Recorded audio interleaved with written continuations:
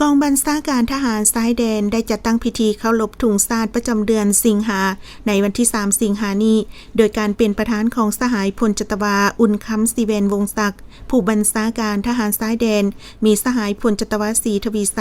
หัวหน้าการเมืองกองบัญชาการทหารชายแดนตลอดฮอดคณะพักคณะบัญชากองบัญชาการทหารชายแดนและพนักงานหนักหบทั่วกองบัญชาการทหารชายแดนเข้าร่วมอย่างพร้อมเพรียงในพิธีสหายพลจัตวาอุ่นคำสีเวนวงศักดิ์ผู้บัญชาการทหารชายแดนได้ผ่านบทสรุปเวียกงานใน1เดือนผ่านมาและทิศทางแผนการใน1เดือนต่อหน้า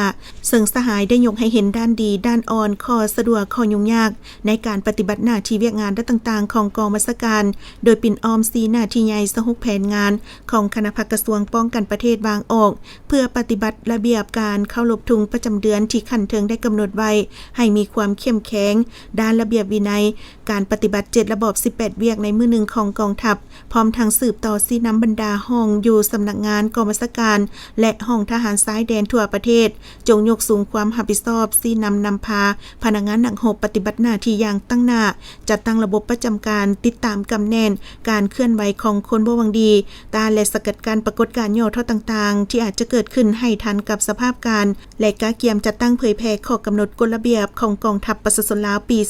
2026จำนวน